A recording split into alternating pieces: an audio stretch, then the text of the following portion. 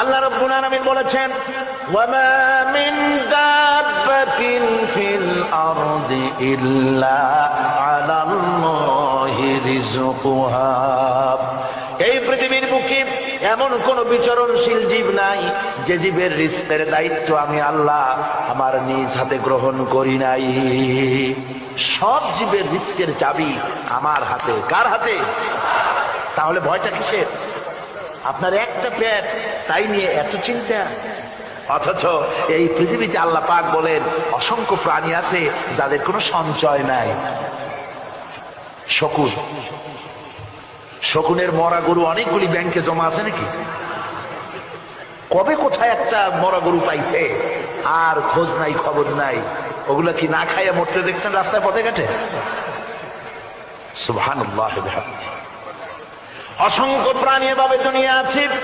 আল্লাহ রাব্বুল আলামিন বলেন যাদের কোনো সঞ্চয় নাই, যারা কোনো সঞ্চয় করে না, এ ধরনের সাপগুলি, শিয়ালগুলি, বাঘগুলি, পাখিগুলি, জলচর প্রাণী, স্থলচর প্রাণী আর অন্তরিক্ষে মহাশূন্যে উড়ে বেড়ায় যে সব প্রাণী, এ ধরনের শত সহস্র কোটি কোটি প্রাণী, তারা সকাল বেলায় খালি পেট নিয়ে বেরিয়ে যায়। খালি পেট নিয়ে সকাল বেলায় বেরিয়ে গেল, আবার সন্ধ্যায় যখন বাসায় ফেরে সমস্ত প্রাণীগুলির পেট আল্লাহ রব্বুল আলামিন ভরে দেন। সুবহানাল্লাহ। একটা প্রাণীও খালি পেটে বাড়ি ফেরে না। সুবহানাল্লাহ, সুবহানাল্লাহ। অথচ তাদের কিন্তু জন্ম নিয়ন্ত্রণের ব্যবস্থাও নাই।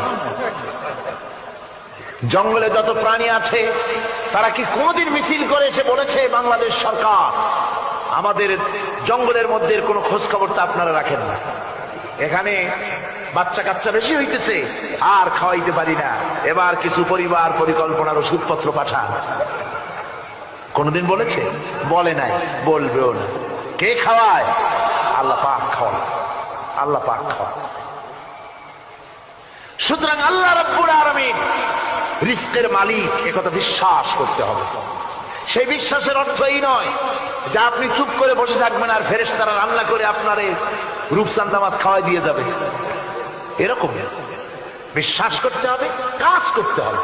এর ফলে আল্লাহ রাব্বুল আলামিন রিজকের ব্যবস্থা করবেন। ঈমান আনার পর প্রথম যে কোয়ালিটিটা হবে সেই কোয়ালিটি হচ্ছে পার্সোনালিটি, আত্মসম্ভ্রম, আত্মমর্যাদা। দুনিয়ায় কারো সামনে মাথা সে নত করবে না, মাথা নত করবে কেবলমাত্র আল্লাহর কাছে। সে বিশ্বাস করবে খাইরিহি ওয়া শাররিহি মিনাল্লাহি তাআলা, ভালো মন্দ সব কার কাছ থেকে হয়? আল্লাহর কাছ থেকে হয়। সে কিছুতেই বিশ্বাস করবে না যে কোনো মাজারের কাছে গেলে, কবরের কাছে গেলে আমার তকদির পাল্টে যাবে, কোনো মোমেন্ট তা বিশ্বাস করবে না। কথা বুঝতে পেরেছেন? ভালো করার মন্দ করার সত্তা মালিক আল্লাহ সুবহানাহু ওয়া তাআলা।